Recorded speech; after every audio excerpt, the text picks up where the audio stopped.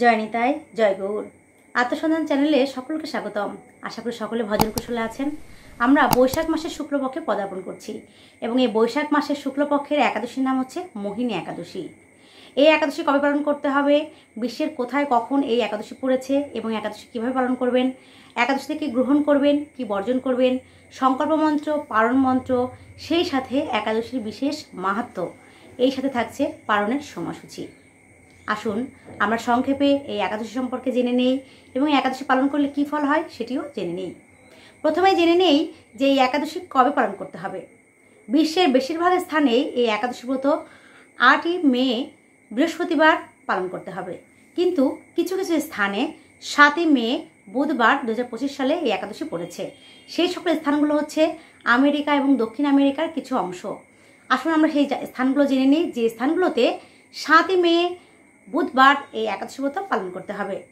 America, Canada, Mexico সহ উত্তর America মহাদেশে এবং দক্ষিণ আমেরিকার ক্ষেত্রে আর্জেন্টিনা, পেরু, চিলি, গায়না ও কলম্বিয়াতে এই একাদশী ব্রত পালন করতে হবে 7ই মে বুধবার। সুতরাং 2025 সালে এই মোহিনী একাদশী ব্রত বেশিরভাগ স্থানেই পালন করতে হবে 8ই মে। বাংলাদেশ, ভারত সহ বিশ্বের বিভিন্ন স্থানে এই 8ই মেতে এই একাদশী ব্রত পালন করতে হবে। আসুন এখন আমরা জেনে নিই একাদশী ব্রত কীভাবে পালন করতে হবে। একাদশী ব্রত পালনের ক্ষেত্রে কিছু বিধিনিষেধ রয়েছে। দশমী দিন থেকে অর্থাৎ একাদশীর আগের দিন থেকেই এই ব্রতের বিভিন্ন কাজ শুরু হয়ে যায়। অর্থাৎ যারা আমিষাহারী আছেন তারা অবশ্যই একাদশীর আগের দিন, একাদশীর দিন এবং একাদশীর পরবর্তী দিন আমিষাহার বর্জন করতে হবে। আপনি পারলে নিরামিষ আহার গ্রহণ করবেন এবং যদি কৃষ্ণপ্রসাদ গ্রহণ করতে পারেন সেক্ষেত্রে তো খুবই ভালো হয়। আর যারা আমিষাহারী না অর্থাৎ নিরামিষাহারী বা প্রসাদ ভোজী তাদের ক্ষেত্রে তো কোনো বিধিনিষেধই নেই।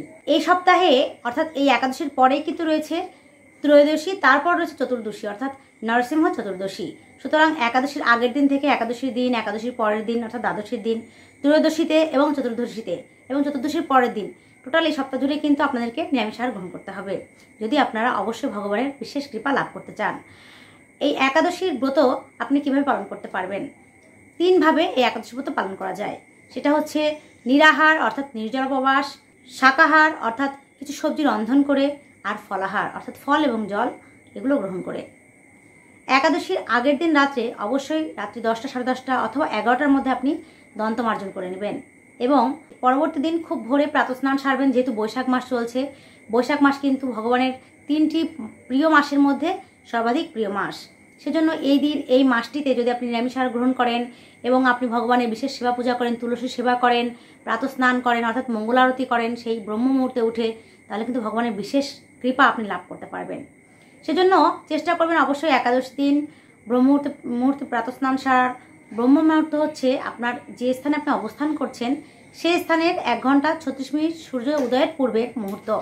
এটি মাত্র 46 মিনিট স্থায়ী থাকে। ঠিক একইভাবে একাদশীর দিন আপনি প্রাতঃস্নান সারবেন, ব্রহ্ম মুহূর্তে মঙ্গল আরতি করবেন, ভগবানের শ্রীচরণে তুলসীপত্র পুষ্প অর্পণ করে তার অর্চনাদি করে আপনি তার নিকটে সংকল্প মন্ত্রে আবদ্ধ হবেন অর্থাৎ একাদশীর সংকল্প মন্ত্র উচ্চারণ করবেন।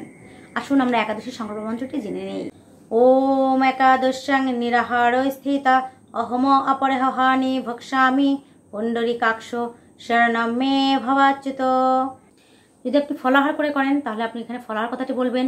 আর যদি আপনি শাকা অর্থাৎ কিছু সবজি ঘি অথবা বাদাম তেল অথবা সূর্যমুখী তেলে রন্ধন করে সন্দপ লবণ দিয়ে সেটি ভগবানকে প্রসাদ নিবেদন করে আপনি গ্রহণ করেন, সেক্ষেত্রে আপনি শাকার কথাটি উল্লেখ করবেন এবং এই মন্ত্রটি অবশ্যই 3 বার উচ্চারণ করবেন।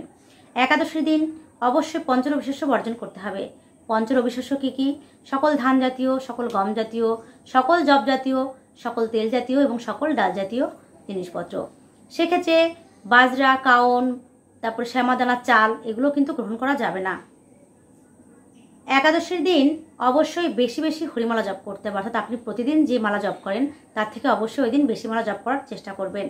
একাদশীর দিন ভগবানকে বিশেষভাবে সেবা পূজা দান করার চেষ্টা করবেন। যেমন ভগবানকে আপনি তুলসী কাষ্ঠে প্রদীপ নিবেদন করতে পারেন, বেশি বেশি তুলসী সেবা করতে পারেন। অনেকে বলে থাকেন যে তুলসী দেবীকে জল প্রদান করা যায় না কারণ তিনিও একাদশী ব্রত করেন, কিন্তু না, আমরা তুলসী দেবীকে যে জল সিঞ্চন করি সেটি হচ্ছে তার স্নান সেবা দিই। সেই জন্যে তুলসী দেবীকে বছরের 365 দিনই জল সেবা বা স্নান সেবা দেওয়া যায়। এছাড়া আপনি ভগবানকে দিন লাল বস্ত্র পরাতে পারেন, একটি মালা অর্থাৎ পুষ্পমালা প্রদান করতে পারেন অর্থাৎ ভগবানকে সারাদিন আপনি বিশেষভাবে আপনার যতটুকু সামর্থ্য রয়েছে সেভাবে আপনি তাকে সেবা প্রদান করতে পারেন। অনেকে বলে থাকেন যে একাদশীর দিন যেহেতু বিগ্রহ সেবার একটি নিয়ম রয়েছে যে বিগ্রহ সেবায় অবশ্যই তাকে একবার অন্ন জাতীয় বা রুটি জাতীয় কোনো দ্রব্য নিবেদন করতে হয়। কিন্তু একাদশীর দিন কি সেটা করা যায়? অবশ্যই করা যায়, কেননা আমরা উপবাস করি, পঞ্চরবিশেষ বর্জন করি ভগবানকে খুশি করার জন্যে, তার সান্নিধ্য লাভের জন্যে। কিন্তু ভগবান তো আমাদেরকে খুশি করার জন্য উপবাস অথবা পঞ্চরবিশেষ বর্জন করবেন না। সেজন্য তার বিগ্রহ সেবার যে নিয়ম রয়েছে তাকে অন্তত একবার চিরা হোক বা মুড়ি হোক বা অন্ন জাতীয় হোক, রুটি প্রসাদ হোক, যে কোনো কিছু তাকে আপনি একবার অবশ্যই বিগ্রহকে সেবা দিবেন। যারা নিয়ম করে 3 বার অথবা 5 বার অথবা 8 বার ভগবানকে সেবা প্রদান করে থাকেন, তার মধ্যে একবার অবশ্যই ভগবানকে এই পঞ্চরবিশেষের যে কোনো কিছু আপনি তাকে ভোগ নিবেদন করতে পারেন। কিন্তু সেটি আপনি গ্রহণ করতে পারবেন না, সেটি রেখে দিবেন। অথবা যারা একাদশ উপবাস করেনি তাদেরকে সেই প্রসাদটি নিবেদন করতে পারেন, অথবা আপনি রেখে দিয়ে পরবর্তী দিন সেটি গ্রহণ করতে পারেন। আর পরবর্তী দিন অর্থাৎ পারণের দিন আপনি পঞ্চরবিশেষের যে কোনো একটি ভগবানকে ভোগ লাগিয়ে সেটি গ্রহণের মাধ্যমে আপনি পারণ কার্য সম্পাদন করতে পারবেন। একাদশীর দিন অবশ্য যে কাজগুলো বর্জন করতে হবে সেটি হচ্ছে পরনিন্দা, পরচর্চা, মিথ্যাচার, অন্যের গৃহে গমন, দিবানিদ্রা অর্থাৎ দিনের বেলা শয়ন, এগুলো বর্জন করতে হবে। মৈথুন কার্য, নেশাজাতীয় যে দ্রব্যগুলো রয়েছে সেগুলো বর্জন, এসব কাজগুলো অবশ্যই বিরত থাকতে হবে। সারা দিনটি অতিবাহিত করতে হবে ভগবানের নাম, শ্রবণ, গান, কীর্তন এবং বিভিন্ন শাস্ত্রাদি অধ্যয়নের মাধ্যমে। অর্থাৎ আপনি ওই দিন বিশেষভাবে ভগবানের একাদশীর যে ব্রতটি রয়েছে, যেমন এই একাদশীর নাম মোহিনী একাদশী ব্রত, সেক্ষেত্রে আপনি মোহিনী একাদশীর যে মাহাত্ম্য রয়েছে সেই মাহাত্ম্যটি পাঠ করতে পারেন অথবা শ্রবণ করতে পারেন। অবশ্যই আপনি হরিবা আসরে যেতে পারেন অথবা নিজের গৃহে হরিবা আসরের ব্যবস্থাপনা করতে পারেন, রাত্রি জাগরণ করতে পারেন, কারণ হরিবা আসর করে রাত্রি জাগরণ করলে ভগবান অত্যাধিক খুশি হন। আপনি শ্রীমদ্ ভগবদ গীতা, শ্রীমদ্ ভাগবতম, চৈতন্য চরিতামৃত, তারপর ভগবানের লীলামৃত গ্রন্থগুলো আপনি অবশ্যই এই দিন পাঠ করতে পারেন। এছাড়া অক্ষয় তৃতীয়া থেকে ভগবানের চন্দনযাত্রা শুরু হয়েছে, সেক্ষেত্রে আপনি অবশ্যই ভগবানকে বিশেষভাবে চন্দন সেবা দিতে পারেন এবং তুলসী পত্রে চন্দন লেপন করে সেটি ভগবানের চরণে অর্পণ করতে পারেন। একাদশীতে বিশেষ মাহাত্ম্য রয়েছে দানের। আপনি একাদশী ব্রত পালন করে অবশ্যই শুদ্ধ ব্রাহ্মণ বা বৈষ্ণবকে অথবা বাল্য সেবা দিয়ে আপনি দান করতে পারেন, তাদেরকে অন্ন ভোজন করাতে পারেন। সেক্ষেত্রে অন্ন ভোজন বা দান মানে আপনি যদি অন্যকে ভোজন করাতে চান সেটি অবশ্যই করতে হবে পারণের দিন, একাদশীর দিন নয়। এই মোহিনী একাদশী ব্রত পালন করলে অতিরিক্ত দুরাচারী ব্যক্তি, যিনি পর স্ত্রী সঙ্গ করেছেন, বেশ্যাসক্ত অথবা যিনি দুষ্ট স্বভাব চরিত্রের অধিকারী, তারও কিন্তু এই দুষ্ট স্বভাব থেকে তিনি মুক্তি লাভ করে বৈকুণ্ঠে যেতে পারেন, ভগবানের শ্রীচরণের সান্নিধ্য পেতে পারেন। এই একাদশী ব্রত পালন করলে সহস্র প্রদানের ফল লাভ হয় এবং দিব্যদেহ ধারণ করে বৈকুণ্ঠ ধামে গমন করা যায়। সেজন্য অবশ্যই আপনি এবং আপনার পরিবার এবং পরিবারের আশপাশে যারা আছেন, আত্মীয় স্বজন, পরিবারজন, প্রতিবেশী, সকলকে নিয়ে অবশ্যই ভক্তি সহকারে একাদশী ব্রত পালন করবেন। আসুন আমরা এই মোহিনী একাদশী ব্রতের যে বিশেষ মাহাত্ম্য রয়েছে সেই মাহাত্ম্যটি মনোযোগ সহকারে শ্রবণ করি। এটি শ্রবণ এবং পঠনে সমান ফল প্রদান হয়ে থাকে। মোহিনী একাদশী কুর্মপুরাণে বৈশাখ শুক্লপক্ষের মোহিনী একাদশীর ব্রত মাহাত্ম্য বর্ণনা করা হয়েছে।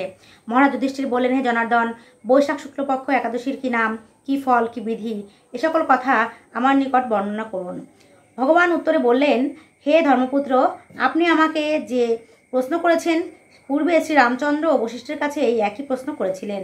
তিনি জিজ্ঞাসা করেছিলেন, হে মুনিবর, আমি জনক নন্দিনী সীতার বিরহজনিত কারণে বহু দুঃখ পাচ্ছি, তাই একটি উত্তম ব্রতের কথা আমাকে বলুন, যার দ্বারা সর্বপাপ ক্ষয় ও দুঃখ অর্থাৎ সর্বদুঃখ বিনষ্ট হয়।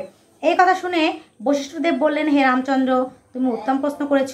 যদিও তোমার নাম গ্রহণেই মানুষ পবিত্র হয়ে থাকে, তবু লোকের মঙ্গলের জন্য তোমার কাছে সর্বশ্রেষ্ঠ পরম পবিত্র একটি ব্রতের কথা বলছি।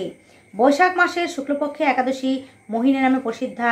এই ব্রত প্রভাবে মানুষের সকল পাপ, দুঃখ ও মোহজাল অচিরেই বিনষ্ট হয়। তাই মানুষের উচিত সকল পাপ ক্ষয়কারী ও সর্বদুঃখ বিনাশী এই একাদশী ব্রত পালন করা। একাগ্রচিত্তে তার মহিমা তুমি শ্রবণ করো, এই কথা শ্রবণ মাত্রেই সমস্ত পাপ বিনষ্ট হয়। পবিত্র সরস্বতী নদীর তীরে ভদ্রাবতী নামে এক সুশোভনা নগরী ছিল। চন্দ্রবংশজাত ধৃতিমান নামে এক রাজা সেখানে রাজত্ব করতেন। সেই নগরীতেই ধনপাল নামে এক বৈশ্য বাস করতেন। তিনি ছিলেন পুণ্যকর্মা ও সমৃদ্ধশালী ব্যক্তি। তিনি নলকূপ, জলাশয়, উদ্যান, মঠ ও গৃহ ইত্যাদি নির্মাণ করে দিতেন। তিনি ছিলেন বিষ্ণুভক্তি পরায়ণ ও শান্ত প্রকৃতির মানুষ। সুমনা, দ্যুতিমান, মেধাবী, সুকৃতি ও দৃষ্টবুদ্ধি নামে তার 5 জন পুত্র ছিল।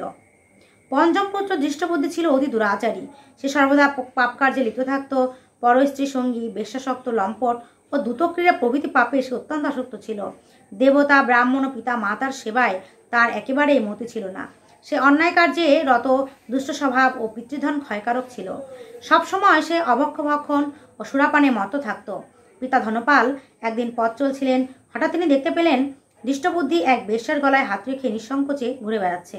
তার নির্লজ্জ পুত্রকে এভাবে চৌরাস্তায় ভ্রমণ করতে দেখে তিনি অত্যন্ত মর্মাহত হলেন। এই কুস্বভাব দর্শনে ক্রুদ্ধ হয়ে তিনি তাকে গৃহ থেকে বার করে দিলেন। তার আত্মীয় স্বজনও তাকে পরিত্যাগ করলো। সে তখন নিজের অলঙ্কারাদি বিক্রি করে জীবন অতিবাহিত করত। কিছুদিন এভাবে চলার পর অর্থাভাব দেখা দিল। ধনহীন দেখে সেই বেশ্যাগণ তাকে পরিত্যাগ করলো। অন্নবস্ত্রহীন দৃষ্টবুদ্ধি ক্ষুধা তৃষ্ণায় অত্যন্ত কাতর হয়ে পড়লো। অবশেষে নিজের গ্রামে এসে চুরি করতে শুরু করলো।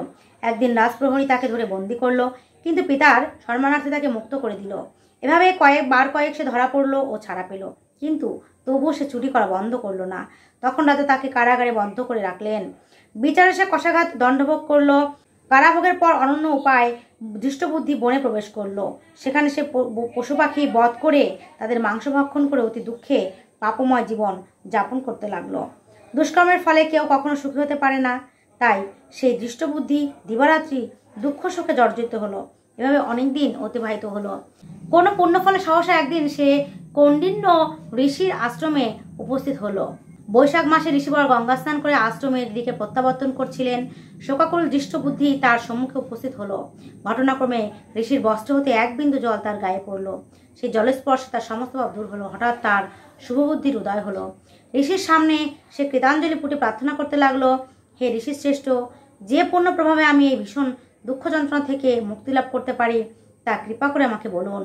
ঋষিবর বললেন, বৈশাখ মাসে শুক্লপক্ষে মোহিনী নামে যে প্রসিদ্ধ একাদশী আছে, তুমি সেই ব্রত পালন করো। এই ব্রতের ফলে মানুষের বহু জন্মার্জিত পর্বত পরিমাণ রাশিও ক্ষয় হয়ে থাকে। মহামুনি বশিষ্ঠ বললেন, কৌণ্ডিন্য ঋষির উপদেশ শ্রবণ করে প্রসন্ন চিত্তে দৃষ্টবুদ্ধি সেই ব্রত পালন করলো। হে মহারাজ রামচন্দ্র, এই ব্রত পালনে সে নিষ্পাপ হলো, দিব্য দেহ লাভ করলো। অবশেষে গরুড়ে আরোহণ করে সকল প্রকার উপদ্রবহীন বৈকুণ্ঠধামে গমন করলো। হে রাজন, ত্রিলোকে মোহিনী ব্রত থেকে আর শ্রেষ্ঠ ব্রত নেই। যজ্ঞ, তীর্থ স্থান, দান ইত্যাদি কোনো পুণ্যকর্ম এই ব্রতের সমান নয়। এই ব্রত কথার শ্রবণ কীর্তনে সহস্র প্রদানের ফল লাভ হয়। বলিয়ে মোহিনী একাদশী তিথি কি যায়। মোহিনী একাদশী তিথি পালনকারী ভক্তবৃন্দ কি যায়। একাদশী তিথি কি যায়।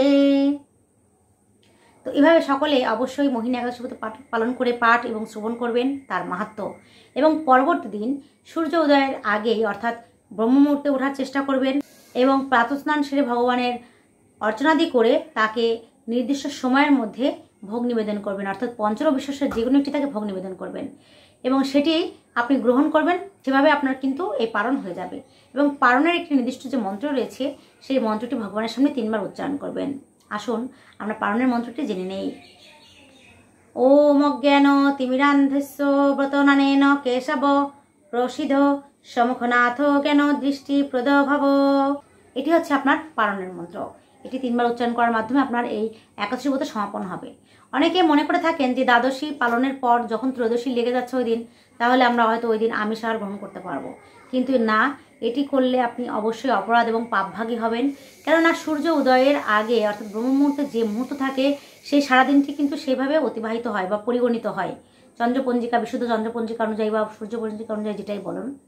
সুতরাং আপনি যদি দ্বাদশীর দিন ত্রয়োদশী লাগলে আপনি যদি আমিষ আহার ভক্ষণ করেন, সেক্ষেত্রে কিন্তু আপনার একাদশী ব্রতটিও সেই আমিষ আহারের মধ্যে পড়ে যাবে। সেজন্য অবশ্যই চেষ্টা করবেন দ্বাদশীর দিন যতই ত্রয়োদশী লেগে যাক সেদিন কিন্তু আপনি আমিষ আহার গ্রহণ করবেন না। আর যেহেতু এরপর রয়েছে নৃসিংহ চতুর্দশী, সেহেতু তার আগের দিন তো আপনাকে যদি আপনি নৃসিংহ চতুর্দশী পালন করেন, এবং অবশ্যই করা উচিত, প্রত্যেকটা ব্যক্তিরই সজ্ঞানে স্বইচ্ছায় জানা অবস্থাতে অবশ্যই এই ব্রত ছাড়তে নেই। সেজন্য আপনি সর্বনিম্ন যেটুকু পারেন সেটুকু করেও কিন্তু অবশ্যই এই নৃসিংহ চতুর্দশী আপনি পালন করবেন। আপনি উপবাস করে যদি নাও পারেন সেক্ষেত্রে আপনি ফল জল গ্রহণ করেও করতে পারেন। এজন্য অবশ্যই আমিষ আহারটা বর্জন করতে হবে। একাদশী ব্রত যেমন নির্দিষ্ট দিনে করা উচিত, ঠিক পালনটিও নির্দিষ্ট সময়ের মধ্যে করা উচিত। যে স্থানে আছেন, আপনি যদি আপনার স্থানে পালনের সময়সূচি না জেনে থাকেন, সেক্ষেত্রে আপনি সূর্যোদয়ের আধা ঘন্টা পরে কিন্তু পালন কার্যটি সম্পাদন করতে পারেন। আমরা বাংলাদেশ এবং ভারতের কয়েকটি স্থানের পালনের সময়সূচি বলে দিচ্ছি। বাংলাদেশের পালনের সময়সূচি হচ্ছে, অর্থাৎ একাদশী পালন করতে হবে 8 তারিখে এবং পালন হচ্ছে পরবর্তী দিন অর্থাৎ 9 মে শুক্রবার ভোর 5:25 থেকে 9:36 মধ্যে। ভারতের পশ্চিমবঙ্গ 4:59 থেকে 9:19 এবং দিল্লি ভোর 5:34 থেকে 10:03 পর্যন্ত। তাহলে সকলে ভালো থাকবেন এবং সুস্থ থাকবেন, এবং ভিডিওটি ভালো লাগলে অবশ্যই শেয়ার করে দেবেন, বেশি বেশি অন্যকে দেখার সুযোগ করে দেবেন, এবং আপনি যদি আমার চ্যানেলে নতুন হয়ে থাকেন সেক্ষেত্রে সাবস্ক্রাইব করে আমাদের সাথে থাকবেন। জয় নিতাই, জয় গৌর।